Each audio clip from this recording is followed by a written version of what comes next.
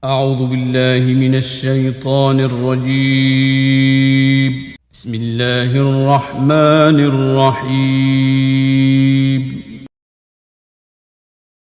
إياك نعبد وإياك نستعين.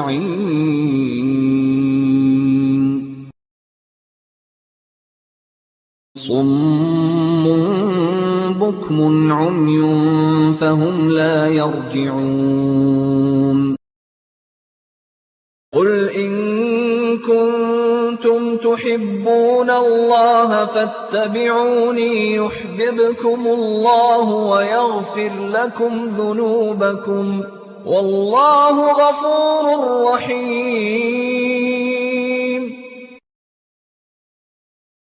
من يطع الرسول فقد أطاع الله ومن تولى فما أرسلناك عليهم حفيظا.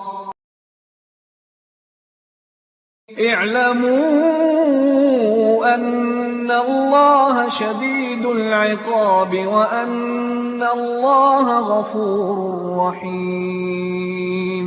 Penjelasan tentang saripati Al-Quran tersebut adalah sebagai berikut, perhatikanlah penjelasan berikut.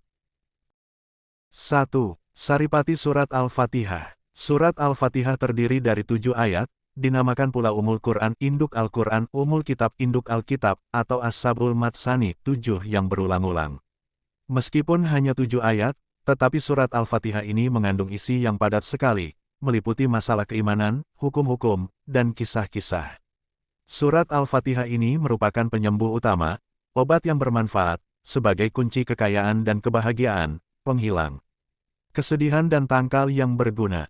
Begitu hebat dan besarnya faedah surat Al-Fatihah, maka setiap menjalankan salat diwajibkan membacanya meskipun salat sunat. Imam Ibnu Majah bila tertimpa sakit selalu melakukan penyembuhan dengan menggunakan surat Al-Fatihah untuk dibacakan pada air Zam-Zam. Rasulullah Shallallahu Alaihi Wasallam juga bersabda yang artinya, Fatihatul Kitab Surat Fatihah adalah obat dari segala penyakit. Adapun saripati surat Al-Fatihah adalah pada ayat kelima. Iyyaka na'budu wa iyyaka nasta'in. Hanya engkaulah yang kami sembah dan hanya kepada engkaulah kami mohon pertolongan. Ayat inilah yang menjadi inti penangkal yang ampuh, karena di dalamnya mengandung penyerahan diri secara utuh, tawakal dan mohon perlindungan. Sehingga sudah selayaknya Allah mengasihi orang-orang yang mau bertawakal dan mohon perlindungan kepadanya. 2. Saripati Surat Al-Baqarah. Al-Baqarah terdiri dari 286 ayat, ayat ke-255 disebut ayat Al-Kursi, yaitu ayat yang mempunyai khasiat ampuh. Di antaranya untuk menghindarkan diri dari gangguan syaitan dan orang zalim, untuk mendatangkan hajat, untuk penyembuhan dan lain-lain. Ayat Al-Kursi ini biasa dibaca setiap hari terutama setiap selesai salat fardu, sebagai amalan rutin. Adapun saripati surat Al-Baqarah adalah pada ayat ke-18. Summun bukmun umyun fahum la yarji'un. Artinya, mereka tuli, bisu dan buta, maka tidaklah mereka akan kembali ke jalan yang benar. Ayat di atas sebagai ungkapan di dalam memberikan sifat kepada orang-orang munafik, yaitu orang-orang yang tidak bisa menerima kebenaran karena hatinya telah tertutup dari hidayah Allah.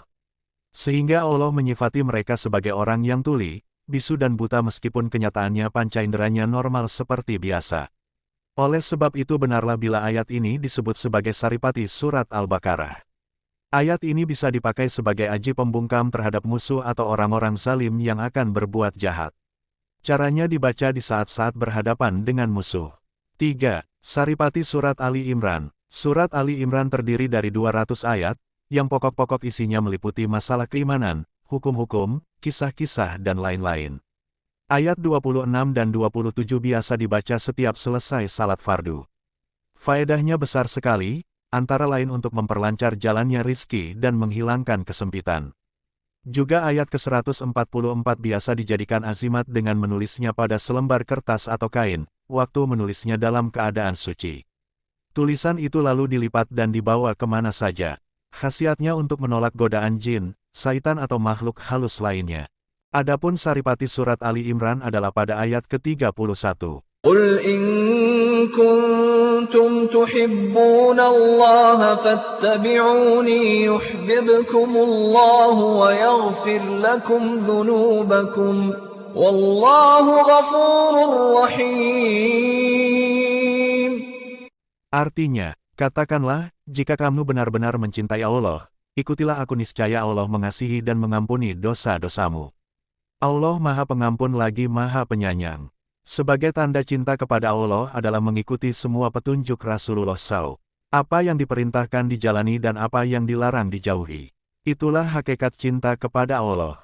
Dan orang yang bisa berbuat seperti itu, niscaya dikasihi oleh Allah dan dosanya diampuni. Orang yang dikasihi Allah pasti memperoleh jalan keselamatan di dunia dan di akhirat. Maka benarlah jika ayat ini merupakan saripati surat Ali Imran. Bacalah ayat ini setiap hari agar menjadi orang yang selalu ingat kepada Allah. 4. Saripati surat An-Nisa. Surat An-Nisa, terdiri dari 176 ayat, merupakan surat yang banyak membicarakan hal-hal yang berhubungan dengan wanita seperti halnya dengan surat At-Talaq. Ada yang menamakan surat An-Nisa ini dengan surat An-Nisa Al-Kubra, sedang surat At-Talaq dinamakan surat An-Nisa Asy-Syuhra. Ayat 174 dan 175 dari surat An-Nisa ini biasa dibuat azimat. Caranya ditulis pada selembar kertas atau kain, ditulis pada hari Ahad, waktu menulisnya dalam keadaan suci. Faedahnya untuk membingungkan musuh dan mengalahkan dalam perdebatan.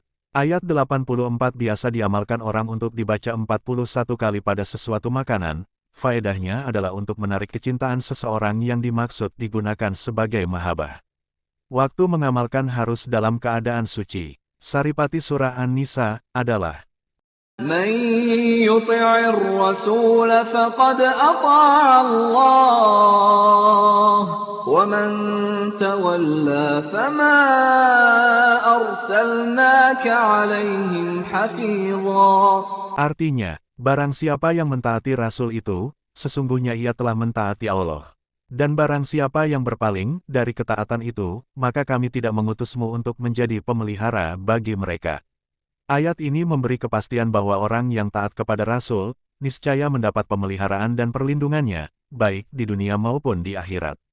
Di dunia diberi petunjuk kepada jalan yang lurus dan di akhirat diselamatkan dari siksa neraka. Bacalah ayat ini setiap hari agar menjadi orang yang selalu ingat kepada Allah dan Rasul-Nya meskipun dalam keadaan yang sulit. 5. Saripati surat Al-Maidah. Surat Al-Maidah terdiri dari 120 ayat. Dihamakan pula surat Al-Uqud perjanjian, dan surat Al-Mughis yang menyelamatkan. Di dalam surat ini selain berisi masalah keimanan, hukum-hukum, kisah-kisah, juga berisi perintah agar umat Islam bersikap lemah lembut kepada sesama mukmin dan bersikap keras terhadap orang-orang kafir, dan lain-lain. Ayat 90, 91, dan 92 dari surat ini biasa dipakai mantra, ditulis pada piring pinggan lalu dilunturkan dengan air setelah itu ayat dibaca sampai 70 kali. Airnya kemudian dipakai untuk membuat adonan, geladren, kue apem. Setelah itu kue apem diberikan kepada orang yang dimaksud. Faedahnya orang yang biasanya berbuat maksiat, terutama suka minum minuman keras, setelah makan apem tersebut niscaya akan segera menghentikan perbuatan maksiatnya dan sudah tidak suka mengadu domba. Juga ayat 7 dan 8 biasa dipakai mantra. Caranya ditulis pada piring yang terbuat dari kaca lalu tulisan itu dilunturkan dengan air. Airnya diminumkan kepada orang yang mempunyai sakit was-was selalu ragu-ragu, atau orang yang sering lupa, insya Allah dia akan segera sembuh. Adapun saripati surat Al-Maidah adalah pada ayat 98. I'lamu anna Allah syadidul iqab wa anna Allah ghafurur rahim. Artinya, ketahuilah, bahwa sesungguhnya Allah amat berat siksanya dan bahwa sesungguhnya Allah Maha Pengampun lagi Maha Penyayang. Allah Maha mengetahui semua perbuatan hambanya, yang baik dibalas dengan pahala dan yang buruk dibalas dengan siksa. Sedang siksa Allah itu maha berat dan pedih.